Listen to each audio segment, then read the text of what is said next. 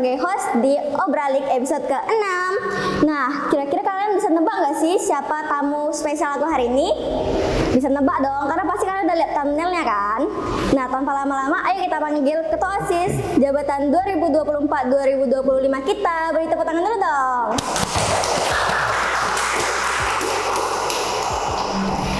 Nah, seperti aku bilang tadi, sosok ganteng di sebelah aku ini Ketua OSIS baru kita loh. Gimana Kak liburannya? Seru nggak? Seru karena di liburan apalagi pas tahun baru itu kan kita ada jalan-jalan juga MPK OSIS, tapi hanya beberapa. Kita pergi ke Batam waktu itu. Nah, semoga di tahun berikutnya, mungkin di liburan berikutnya MPK OSIS banyak lagi yang gabung untuk kita liburan barengnya. Oh, seru banget ya Kak liburan bareng teman-teman OSIS lainnya. Ya, tentunya pasti seru dong. Tapi jadi lupa nih Kak, minta perkenalan Kakak. Boleh dong perkenalan Kakak siapa? Oh iya. Halo Sobat Semanda, perkenalkan nama saya Syafril Rapandi. Saya sekarang kelas 11 C6 dan saya di sini menjabat sebagai Ketua OSIS SMA Negeri 2 Tanjung Pinang periode 2024-2025. Nah, untuk pertanyaan pemanasannya nih Kak, Kakak sebelum jadi Ketua OSIS pastinya jadi anggota dulu kan Kak? Iya benar. Kenapa sih Kak Kakak lebih milih jadi anggota OSIS ketimbang MPK? Nah, karena flashback ya, waktu SMP itu kakak udah gabung di organisasi OSIS. Nah, dari situ, tapi ada juga MPK-nya. Cuman ya gimana ya, pas waktu SMP itu kayak lebih tonjol OSIS-nya dibanding dengan MPK-nya. Cuman kakak lebih paham di OSIS-nya gimana, kerjanya gimana, terus juga pokoknya bisalah paham dengan OSIS itu kerjanya gimana gitu. Mungkin pas sudah SMA ya itu lanjut lagi karena menurut kakak udah bisa atau paham gitu dalam berorganisasi terutama di OSIS ini. Jadi kakak milih OSIS tuh karena OSIS tuh lebih bekerja di depan layar dibandingkan dengan MPK yang di belakang layar gitu ya Kak? Iya, bisa jadi dibilang gitu. Berarti kakak sekarang udah berapa periode nih Kak? Sekarang kakak 2 periode. Kelas 10 kakak gabung OSIS, lanjut lagi di kelas 11-nya. Alasan kakak bertahan di OSIS, misalnya kan bisa aja nih Kak, periode 1 kakak ikut, besok periode 2 kakak nggak mau lagi. Alasan kakak bertahan untuk periode 2 apa Kak? Apa kakak emang mau lanjut OSIS aja atau emang keinginan kakak jadi ketos? Nah, kenapa kakak lanjut? Karena kakak orangnya ya emang suka berorganisasi gitu kan. Jadi kalau misalnya ada lanjut kelas 10 sayang gitu kan kalau nggak dilanjutin lagi. Karena menurut kakak organisasi itu kayak sebuah kekeluargaan lah gitu, dan kakak juga udah kayak gimana ya dengan OSIS SMA Negeri 2 Tanjung Pinang ini udah kayak keluarga lah gitu.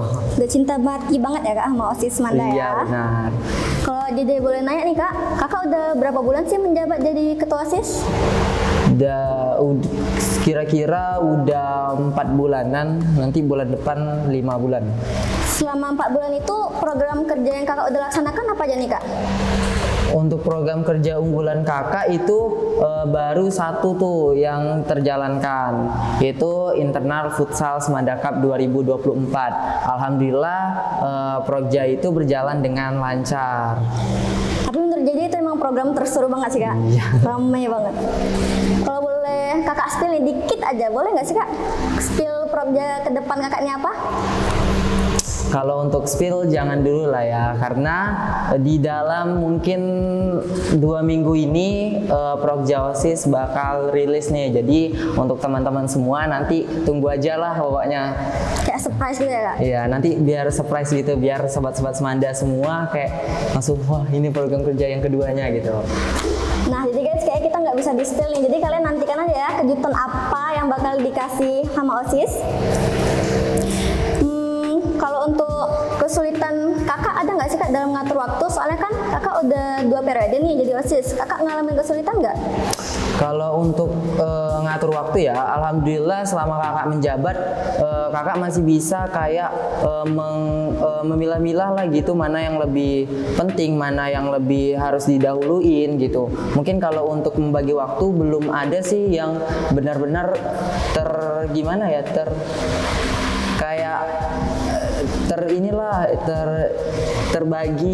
terbagi semua, misalnya kayak hal-hal yang memang ya benar. Kakak udah milih mana yang lebih penting sama enggak gitu ya kak? Iya betul. Kalau misalnya nih kak, kakak ada rapat OSIS penting banget, tapi di kelas juga kakak punya ujian yang hari itu juga kakak harus ikutin. Kakak lebih milih yang mana kak?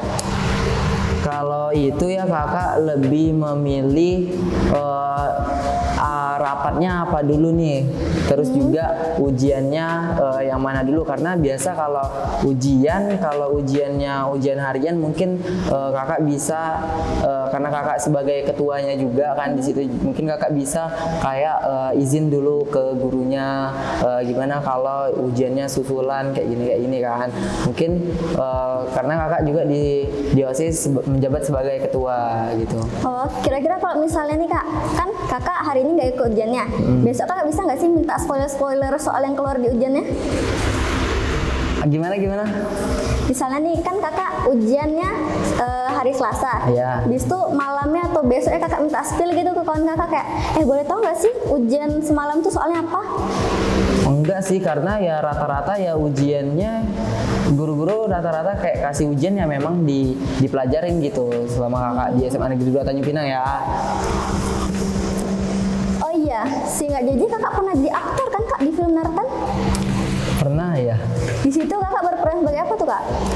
Di situ kakak berperan sebagai pemeran utama di film Nartan. Oh, pemeran utamanya? Iya. Kalau boleh tahu apa sih latar belakang pemeran utamanya? Latar belakangnya itu untuk film Nartan itu menceritakan seorang penari yang mana dia itu disabilitas, namun karena sebuah prestasi atau bakat dia menjadi seorang penari itu tidak menjadikan sebuah disabilitas itu halangan untuk kayak udah kayaknya aku nggak bisa kayaknya gitu.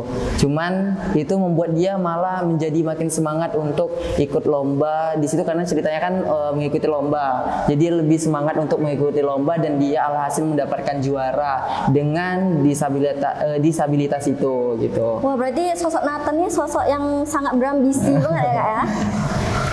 Oh ya, tadi kakak bilang di film Nartan tuh kakak berperan sebagai penari ya kak? Di situ kakak cuman acting atau kakak di dunia nyata emang bisa nari kak? Di dunia nyatanya juga kakak seorang penari dan kakak juga aktif di seni tari Semanda, walaupun kakak enggak bergabung dalam ekskul seni tari. Di kegiatan tari kakak itu kakak termasuk yang sibuk atau enggak sih kak? Kayak bisa nggak sih misalnya kakak lagi asik banget nih nari, tiba-tiba keinget kayak, oh iya proposal buat besok belum buat loh, pernah nggak? Belum ada sih, karena mungkin selama kakak menjabat belum ada. Kayak biasanya kalau nari itu sibuknya ya kalau ada lomba-lomba aja gitu. Mungkin selama 5 bulan ini kakak belum pernah dapat job nari atau untuk lomba gitu. Jadi belum pernah lah gitu. Oh, jadi kemarin dapat jobnya pas PTA itu, salah jadi penelit kakak dan di film Nartannya aja ya kak? Iya benar. Kakak pernah nggak sih kak kepikiran buat project tentang tari-tarian gitu di sekolah? Di Brogja kakak ada membuat sebuah perlombaan yang mencakup dengan seni lah pokoknya gitu. Kakak pengen juga kayak buat lomba kayak seni tari, seni musik dan seni-seni lainnya. Itu mungkin semoga aja Brogja itu terjalankan di tahun ini. Nah guys, kita doain aja ya semoga program itu terwujud. Soalnya kayak asik banget nggak sih kalau terwujud? Kita balik dikit boleh nggak sih kak ke masa classmate internal futsal tuh? Boleh. Nah, pastinya sebelum adanya classmate itu OSIS udah pada sibuk banget dong kak ngerencanain apa-apa aja. Boleh spill nggak gimana cara Kak pemilihan PJ untuk ngatur semua itu? Nah, untuk pemilihan penanggung jawab lomba itu kan di OSIS kan ada yang namanya divisi-divisi gitu. Mungkin seperti divisi seni dan olahraga, bela negara, humas dan dokumentasi, dan lain-lainnya. Itu kan perlombaan, misalnya nih ada lomba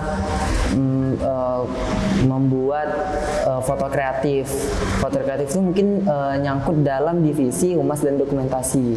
Nah, disitulah mungkin kita bisa mencari siapa yang bisa bertanggung jawab, siapa yang bisa menghandle kegiatan ini. Ya memang kita kalau sebuah perlombaan, kita memang sudah, misalnya kamu menjadi penanggung jawab dalam lomba ini, pokoknya urusan kayak persiapan atau barang-barang yang diperlukan itu kalianlah yang mempersiapkan itu. Jadi kita hanya sebagai kayak apa aja kekurangannya gitu-gitu. Cuma dari situ sih, dari divisi, dan mereka bisa nggak bertanggung jawab dalam kalau menjadi penanggung jawab perlombaan itu. Kalau misalnya nih Kak, di masa jabatan Kakak, kan Kakak udah naruh kepercayaan banget nih sama PJ ini atau siapa gitu. Tapi gimana kalau dia ingkar? Gimana kalau dia akhirnya H-1 lepas tanggung jawab gitu aja Kak? Nah, mungkin kita juga di dalam lomba itu kan kita ada penanggung jawab, terus ada juga wakil penanggung jawabnya. Nah, terus mungkin ada beberapa anggota yang bisa mungkin menghandle yang udah diberikan. Jadi mungkin kalau memang penanggung jawab itu tidak melaksanakan tugasnya dengan baik, kita setiap event atau setiap bulannya kita melakukan evaluasi untuk kinerja OSIS dan MPK. Gitu Kak. Yang jadi dengar tadi divisinya banyak banget ya Kak? Iya. Kalau konsumsi itu divisi apa sih Kak? Apa ada divisinya sendiri? Konsumsi? Iya. Kalau untuk konsumsi itu sebenarnya tidak ada ya di dalam divisi OSIS. Cuman setiap kegiatan pasti ada kepanitiaannya. Cuman kan kalau di dalam OSIS itu kan ada sekitar 37 anggota. Wow. Nah, itu kan nggak mungkin semua anggota dibagi kayak semua itu dibagi-bagi untuk jadi panitia dalam lomba, itu kan nggak mungkin kan. Cuman mungkin ada yang dia lebih paham nih tentang konsumsi, tentang beli di mana konsumsi itu, terus dia bisa kayak ngerti lah tentang konsumsi itu gimana. Mungkin itu kita letaknya di bagian kepanitiaan konsumsi. Oh, jadi kira kayak langsung pilih kayak bisa nggak sih lu konsumsi? Kalau konsumsi itu makanan di dalam boxnya yang pilih itu siapa Kak? Kakak sendiri atau pembina OSIS? Kalau untuk makanan itu ya, kita lihat dulu sih dari proposal kita kayak rembuk nih dari misalnya yang inti-inti OSISnya nih. Kira-kira nanti kita di dalam kegiatan itu kita mau makan apa ya gitu kan. Terus juga kita ini nih pilih mau makan mana. Oh, hari pertama makan nasi Padang misalnya, hari kedua makan ini, terus hari ketiga makan itu gitu. Mungkin dari ini sih rembukan dari anggota-anggota juga.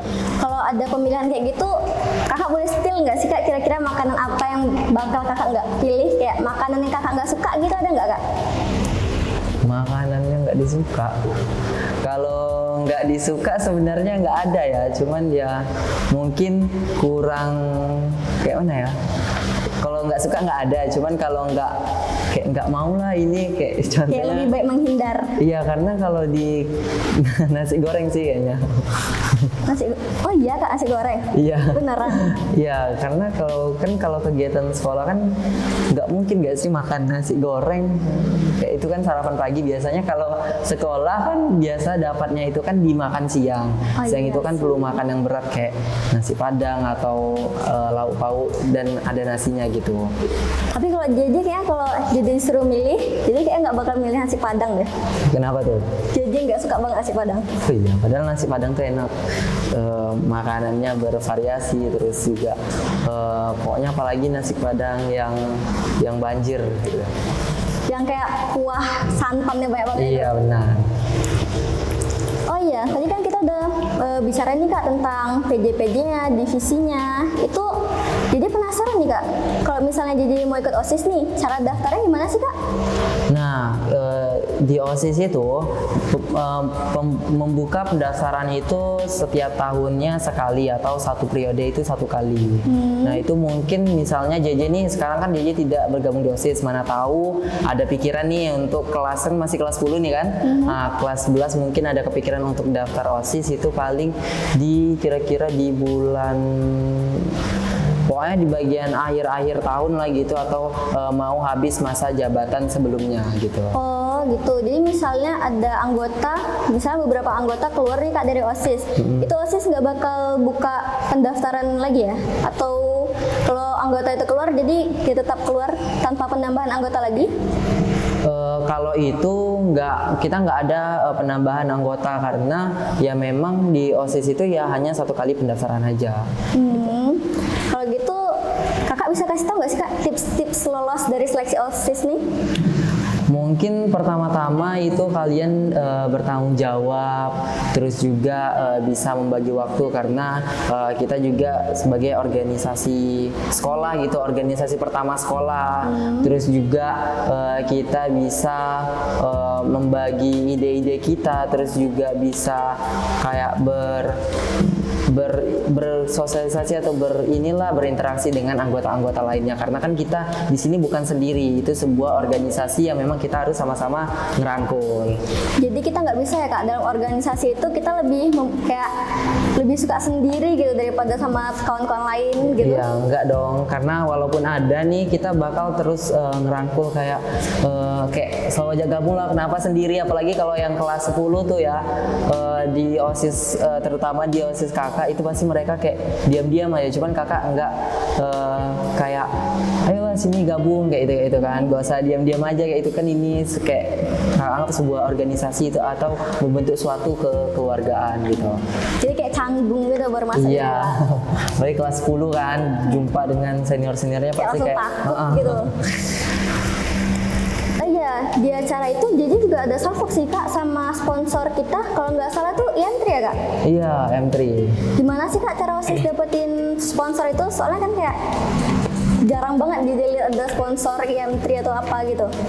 Sebenarnya kalau untuk sponsor itu OSIS MPK setiap ada event itu pasti ada sponsor setiap tahunnya. Kita juga ngikut dari tahun-tahun periode sebelumnya karena di tahun periode sebelumnya juga punya sponsor, contohnya kayak M3 yang JJ bilang.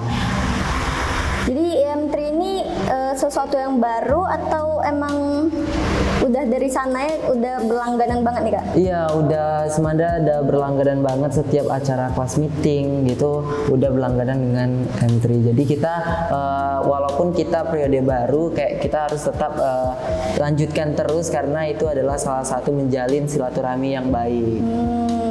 Supaya silaturahmi tidak terputus ya Kak. Jangan pinjam 100 tapi ya. Oh iya, kemarin juga JJ salfok nih Kak, kan kata Pak Mar Semanda kan ngadain futsal lagi, cuman takutnya bakal ada keributan. Itu JJ penasaran nih Kak, futsal itu baru ada di periode di masa jabatan kakak atau enggak nih Kak? Setahu kakak ya itu katanya ya emang di tahun inilah baru dari beberapa tahun yang lalu mungkin kayak sekitar katanya 2014 atau berapa, pokoknya kakak lupa, katanya itu pernah diadain cuman ada sesuatu masalah atau gimana kakak nggak tahu, itu dihentikan internal futsal Semanda. Terus juga di periode 2000 di tahun 45 itu pernah ngadain, cuman itu katanya ya memang nggak dari sekolah. Nah, tapi yang penyelenggaranya juga OSIS, cuman itu kan tapi nggak masuk dalam daftar sekolah gitu. Kalau ini pernah diadain Prokja Internal Futsal Semanda Cup. Jadi disinilah di periode ini alhamdulillah kakak bisa menjalankan Prokja Internal Futsal Semanda Cup yang mana Prokja ini yang memang dinanti-nantikan pada seluruh siswa SMA Negeri 2 Tanjung Pinang. Itu kayak keren lah pokoknya, bisa mewujudkan itu gitu. Tapi JJ juga sebagai siswa nih kak, merasa seneng banget sih ada kegiatan futsal kayak gini. Soalnya kalau JJ lihat di medsos lain, JJ jadi kayak FOMO kayak, kayaknya seru deh kalau Semanda ada futsal gini. Akhirnya terwujud juga sih. Iya, alhamdulillahnya bisa terjalankan dengan baik dan lancar tanpa rintangan yang memang membuat acara itu tidak terganggu lagi gitu. Semoga di tahun ini atau di tahun kedepannya internal futsal Semanda Cup ini tetap dilaksanakan atau menjadi sebuah adat lah untuk SMA Negeri 2 Tanjung Pinang terus berkelanjutan gitu. Berarti sebelumnya futsal ini pernah dihentikan ya kak? Iya, katanya pernah dihentikan. Kenapa sih kakak yakin mau bawa ini ke masa jabatan kakak? Apa kakak nggak takut tuh kak, resikonya kan banyak banget tuh? Untuk memilih internal futsal Semanda Cup itu karena yang mana kita harus yang pertama-tama kita harus menjaga kepercayaan dulu nih, kepercayaan bahwa kita bisa melaksanakan ini, dan kita harus kayak bisa menerima resiko lah bahwa Prokja ini kayak ini Semanda bakal keren sih kalau ngelakuin Prokja ini gitu kan. Juga waktu itu untuk dapetin kepercayaan itu ya dengan salah satunya yaitu menjalankan internal futsal Semanda Cup dengan pasang badan lah, kayak bahwa aku percaya nih aku bisa untuk melakukan event itu gitu di tahun aku gitu. Berarti kakak ambil resiko banget ya? Iya, alhamdulillahnya nggak ada apa-apanya kan. Alhamdulillah sih. Nah, Sobat Semanda, berarti kita udah dipercaya banget loh sama ketua OSIS kita sekarang. Jadi jangan kecewakan kepercayaan ini ya. Mungkin ada beberapa teman-teman kita nih kak yang mau ikut OSIS, cuman takut kayak, aduh nanti aku kayak kurang bisa nih bersosialisasi, atau kayaknya aku nggak bisa terlalu dapat benefit deh dari OSIS. Kira-kira kakak bisa sebutin nggak sih kak kelebihan atau benefit apa sih yang kita dapatkan kalau kita masuk OSIS? Nah, mungkin kelebihan yang pertama kalau teman-teman semua bergabung di OSIS itu pertama bisa terkenal nih, terkenal nih bahwa kita nih anak organisasi nih, kayak yang selalu ada di lapangan, selalu mempersiapkan kayak jadi orang sibuk lah gitu kan. Kayak misalnya sebelum jadi OSIS followersnya masih 500, habis ikut OSIS 1000 gitu kan. Nah, terus juga yang kita dapatkan pengalaman, karena sebuah kita mengikuti organisasi itu pengalaman yang luar biasa, apalagi kita bisa dekat dengan guru, tahu apa yang diperlukan, kayak kegiatan-kegiatan ini tuh sebenarnya kayak gini, nggak tahu mentahnya aja gitu kan. Rata-rata kan kayak wah ini keren kali, tapi nggak tahu di belakangnya apa kan. Kayak di belakangnya 1000 apa? Iya, terus kayak bisa tahu gimana kita dekat lah pokoknya dengan guru, apalagi yang bersangkut paut dengan kegiatan-kegiatan atau dari membuat proposal, dari gimana keuangannya, terus gimana cara membuat surat-surat izin-izinnya gitu, terus juga gitu. Cuman pasti kita ketika ikut organisasi pasti bermanfaat gitu buat, apalagi kita misalnya nih kuliah, kita bisa masuk BEM juga, kita udah paham di dalam organisasi. Berarti pengalaman di OSIS ini bukan apa tuh kelebihannya, bukan cuma bisa diterapin di masa SMA aja ya? Iya, benar sekali.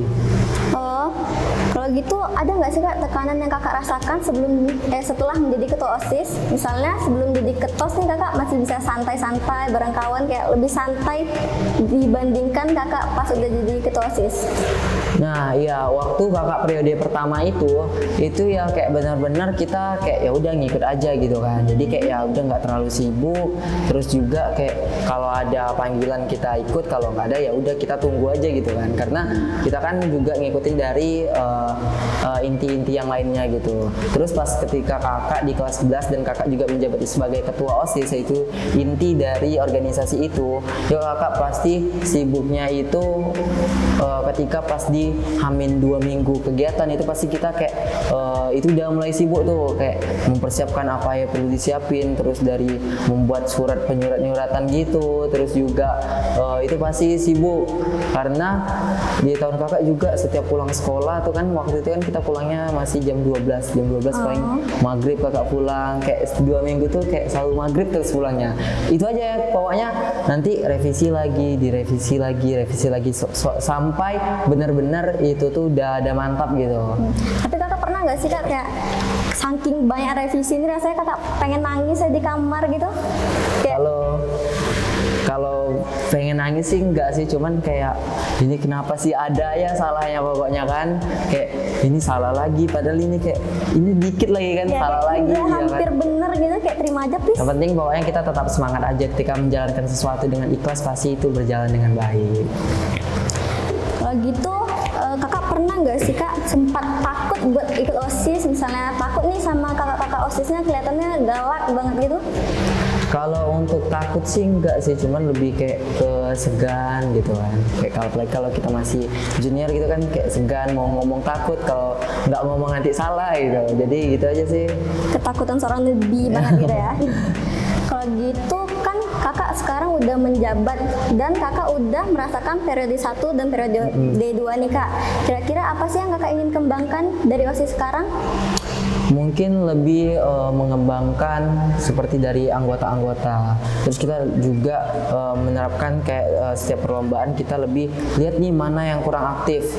Nah di kurang aktif itulah mungkin kita kayak jadikan dia orang sibuk di kegiatan itu. Kayak kita juga ada setiap bulan rapat juga kan, kayak ini kayak gini, tolonglah misalnya ini dirangkul kayak gini kan.